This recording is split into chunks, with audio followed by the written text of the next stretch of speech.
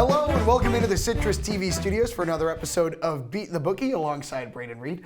I'm Ethan Frank. It's time to talk about the NFL draft. Braden, I know you love the draft. I love the draft. Arguably my favorite day of the NFL calendar year. You could say the Super Bowl, I'd hear your argument, but it's not fun unless your team's playing in it. The draft, there's so many possibilities, so much excitement for the future. It's a great day. It's an offensive-heavy draft. The over-under for offensive players taken in the first round, 20.5. A lot of quarterbacks to be taken in the top 10. A lot of good receivers, offensive linemen. If that's what your team needs, that's what this draft has. But before we get to the football, let's look back at last week. Nick Luttrell lost a little over $3, an incredibly mediocre performance from a man who I can't imagine prides himself on betting very much, and he didn't end up near the top of the leaderboard. That seems to be the story of the semester so far. Just mediocre performances, some good, some pretty bad, but just not enough to get us in the green so far. But that's what we're looking to do. Yeah, so let's take a look at how everyone has done this semester. And you see what is that? 1, 2, 3, 4, 5, 6 different people, including you, Braden, finished within a $10 span there from -5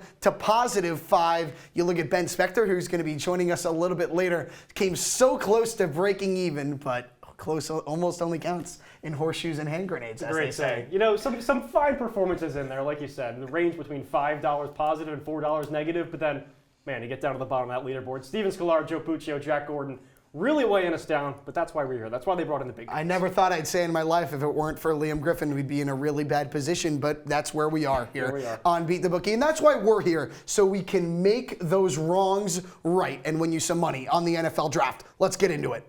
Jerry, you better yell! Show me the money!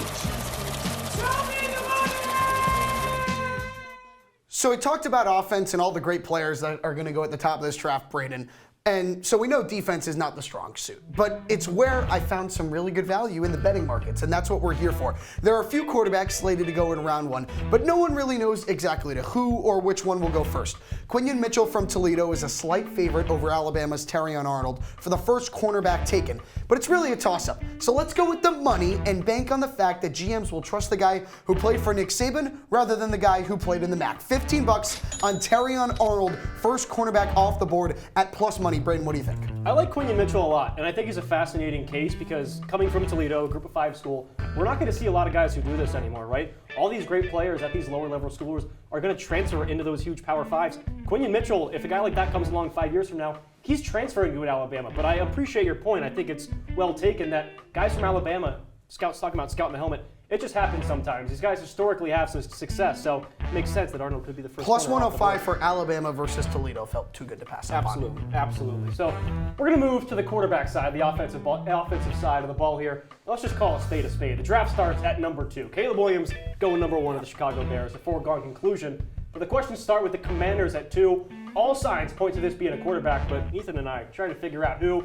Odds have been jumping all over the place. Jaden Daniels has been the odds-on favorite for a while now, continuing to trend that way, but they've fluctuated a lot. Drake May has the second best odds, but from all the reporting out there, Washington isn't really considering him. Why that is beyond me. I do not get it. But I'm looking at J.J. McCarthy here to be the pick for the Commanders at 2, putting $5 down on the Michigan man to be the pick at the spot at plus 1,000. I love the value here, Ethan, and given all the stories coming out about how they brought these quarterbacks into Topgolf, it's really a toss-up situation at this point. It might likely is to be Daniels at this point, but I think there's some good value there in JJ. So do you think whoever had the best golf swing at this Topgolf outing Did you see Drake May's interview today? Yeah, he said he might have the best golf swing that JJ McCarthy was striking with him too. Who knows how much Adam Peters... You could have been the pick if you had been at that Topgolf because you have a great golf swing. Could have been either of us, but who knows what the Adam Peters and this Commander's front office values. Trying to see those guys' competitive nature. We'll have to see. But I like the value. From what I've seen, it seems like Jaden Daniels is becoming a heavier and heavier favorite. But as we know, things can change. This could be all a smokescreen, or who knows, someone could throw a Godfather offer at the Commanders to move up to number 2, but that seems pretty unlikely. I will say, for a first-time front office and new regime there in Washington, they've done a fantastic job of keeping this under wraps. Not a lot of leaks. Who knows what they'll do, but we'll see Thursday. It'll be really interesting to find out. The quarterbacks are the story in the top 10, and the board kind of starts at number 4. But let's continue moving back through the first round. So if I like the first corner off the board, then why not double down and go with the guy on the other side to be the second cornerback selected? Quinyon Mitchell may have played at Toledo, but he's got great ball skills. He's physical and good size at the position. I'd like him to go before Iowa's Cooper DeJean. So after Arnold is the first cornerback off the board, Mitchell is second. 10 nuggies at plus 140 on that. I mean, Braden, you got to double down if you're going to do this. I like the commitment there. I really like Quinyon Mitchell, too, like I talked about. Probably the best cover corner in this draft. Really great athletic skills, too. We talked about Terry Arnold a little bit ago. Only ran around a 4.5. Not great for a corner. Quinyon Mitchell definitely has some better athletic skills. I think he's the better cover guy, too. But question marks coming from Toledo, a MAC school. The competition level, based on those Alabama guys who they're playing against in the SEC, some toss-ups. Mention those ball skills. 27 pass breakups and 6 interceptions over the last 2 seasons for Quinyon Mitchell. He's got really good recognition when it comes to coverage. 4 picks in one game, too, when he was at Toledo. 2 of them were pick sixes, I believe. Pretty impressive stuff. So Ethan loves the defensive backs, specifically the cornerbacks. I made the J.J. McCarthy pick, and that's going to be the only skill position gamble that I make today. There's just so many talented guys out there at quarterback, at pass catcher, at corner, like we just talked about. There's just a lot of potential outcomes that could throw a wrench in a bet that I'm making there. So I'm diving into the trenches here. I'm putting $15 down that there will be under 9.5 offensive line drafted in the first round. There's a lot of juice to the over here, so I really like the value. You can get it at plus 160 to that skill position point. We're looking at 4 or 5 quarterbacks going first round, maybe 7 pass catchers, 4 or 5 corners. There's only 32 picks in the first round. I think Joe Alt, Olufashanu, J.C. Latham, Talise Fuaga, those 4 guys locks to go in the first round. After that, who knows? I have a tough time piecing together the rest of the offensive line class. Some guys, guards, tackles, who knows what they'll play. It's kind of up in the air. I don't love 10 tackles, 10 offensive linemen going in the first round. So offensive linemen are kind of the keys to success. And I think we could see 2, if not 3 offensive linemen potentially go in the top 10. When you look at a team like the Chargers at number 5, the Titans at number 7, would it be totally out of the realm for the Bears at number 9 or the Jets at number 10 to pick an offensive lineman? No. But as you mentioned, there are only 32 picks. And you got defensive linemen that are going to go. You got your defensive backs that we've been talking about. Teams love pass catchers, and if you can get the 5th-year option on a quarterback like a Bo Nix or a Michael Penix towards the end of the first round, you could see a team trade up from early second round that didn't take one earlier and go up there and get someone. So I'm with you here. $15 is a lot to put down on this, but clearly the confidence is showing. Always. You sprinkle a little bit on J.J. McCarthy there at some pretty high odds. Bring it back down to earth with the $15 at around plus 140. Good business. So that's 40 of our $100 total spent so far. We were nice enough to allocate $20 more to the 3rd member of our crew today, Ben Spector, who we mentioned earlier, nearly broke even on his Beat the Bookie appearance earlier this year, considers himself some sort of an NFL expert. He doesn't need to see any more from these prospects. He's got some bets for us. As a matter of fact, I do consider myself an NFL expert. New location, new person on the show. That could only mean one thing. More bets coming your way. Ben Spector, like Ethan said, I got $20 to spend and a parlay that I hope to help add to your pockets. So let's go. To start, we go up front. Games are won at the line of scrimmage, and teams know that. So forget Joe Alt for a second. The tackle from Notre Dame will be the first offensive lineman taken in the draft. Now, who goes second? Olufashanu, J.C. Latham? No. Talise Fuaga, the Oregon State product, is exactly what NFL teams are looking for. At 6'6", Fuaga is a fantastic run blocker, and teams want to continue to run other teams down. So, $5 on Fuaga as the second offensive lineman taken in this draft. We're staying on the offensive side here. Look for good reason. This is a class that is loaded on that side of the ball. Tons of pass catchers available, and the Jets sitting at 10 are definitely in the market for one. Marvin Harrison Jr., Rome Odunze, Malik Neighbors, they'll all get taken before pick 10.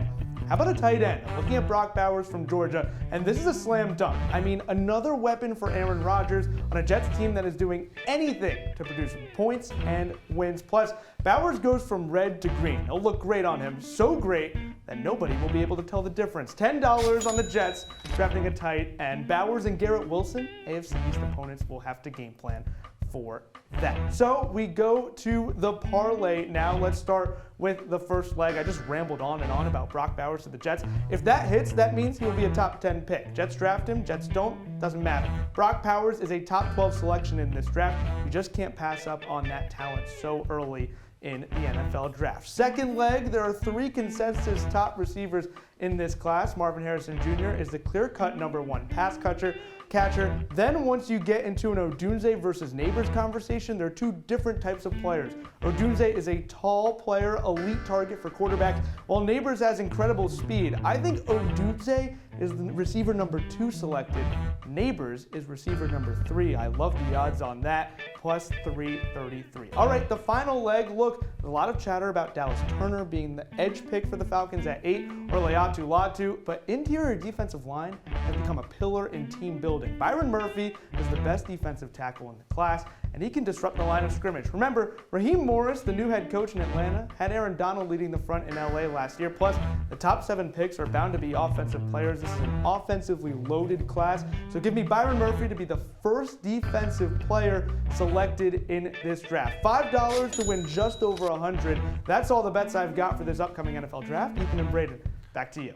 Thank you so much, Ben. I loved that red and green comment there. I don't know who is going to be able to tell the difference if Brock Bowers was at Georgia versus Brock Bowers in New York. And I know the Jets just got new uniforms, so you put a new pass catcher in a new uniform. That could be really exciting. But what I loved from Ben there was Rome Odunze and Malik Neighbors' conversation. Braden, I have seen Rome Odunze compared to Davante Adams. I like it. That is a pretty good comparison. There's a lot of smoke about Rome Odunze and Caleb Williams. Rome potentially being the pick at number 9. I wouldn't love that. I was heavy earlier on the guys who defend the pass, so let's shift to those pass catchers. Ben talked about it. 3 of them expected to go in the top 10. Marvin Harrison Jr. from Ohio State, Malik Neighbors from LSU, and Washington's Rome Odunze. A plethora of possibilities of where they end up, depending on trades, quarterbacks, more. But one thing I do like is the value of Odunze, as Ben was talking about, to be the second of these 3 taken, despite consistently being ranked as a prospect slightly behind the other 2.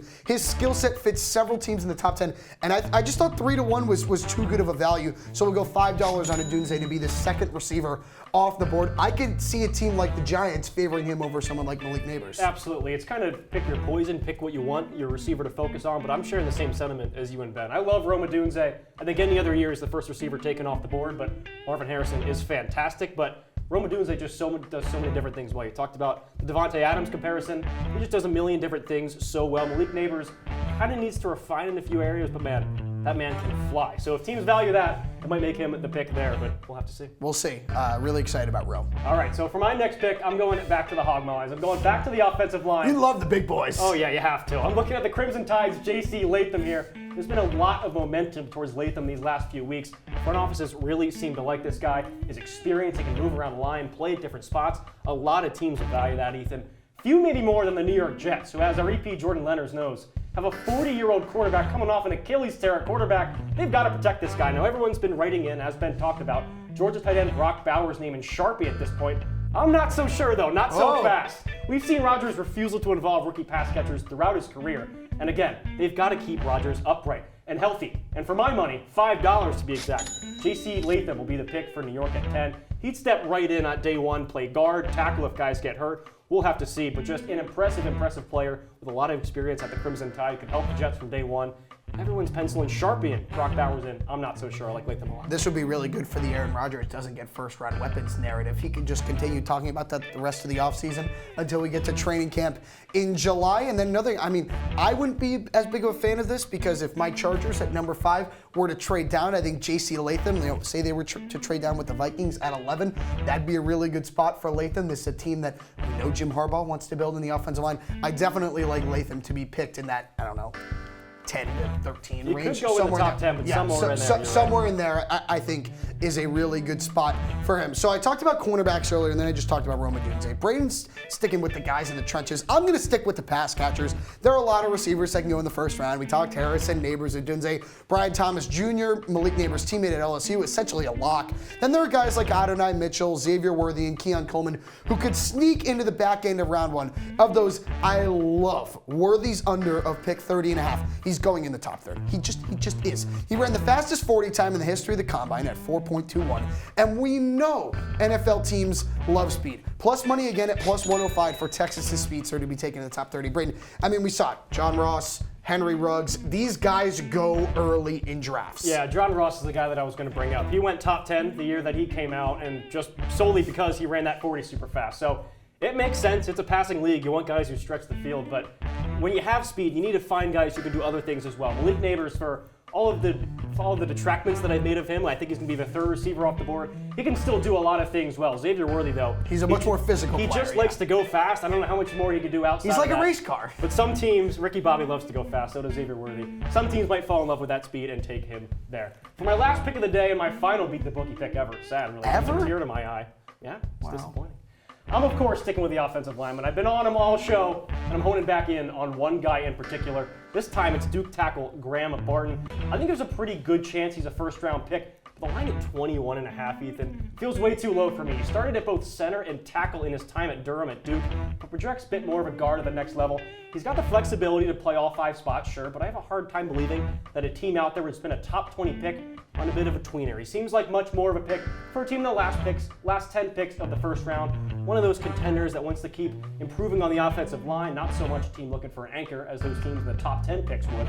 $15 on Graham Barton to be drafted 22nd or later at plus 145. I feel like this is just too good value to pass up on. Yeah, I think it is really good value, and I think this is also a player where, you know, if there's a run on receivers or teams trade back up for a quarterback at the end of the first round, this is someone that could fall to early on day 2 and go in the 30s in the first few picks of the second round. I think this is the smart money because you and Ben both talked about how many offensive tackles can go in the first, 17 picks of this draft. I don't feel like Barton is in the, you know, the Fashanu, the Latham, the alt category. So when you look at him, I think this is a really smart play. Yeah, absolutely. And you look at teams like the Colts, Jaguars, Eagles there in the teens and then early 20s. Looking at defensive back, I don't think so much offensive lineman for those teams. So just pushing Graham Barton further and further down the draft. All right, let's take a recap, take a look at all of our picks here. My picks early on in the show, J.J. McCarthy to go second overall. It's a long shot, but I like it. My first round offensive line under 9.5. We tossed it over to Ben Talise-Fuaga to be the second offensive lineman drafted.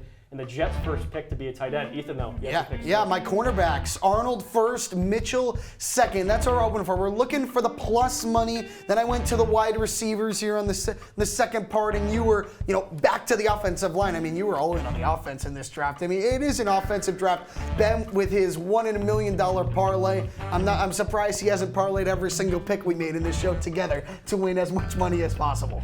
You know what? That is his forte, but I think he's smart not to do that. I love all of our picks, though. I think we can make some money here. A lot of chances to make a lot of money on Beat the Bookie. We know we need $38 or more on this show to get deposited for the semester, and you know there's still some future bets out there. So enjoy the NFL draft on Thursday. For Ben Spector, Braden Reed, I'm Ethan Frank. Thank you so much to the production team. It's been a great semester of Beat the Bookie, and enjoy the draft on Thursday.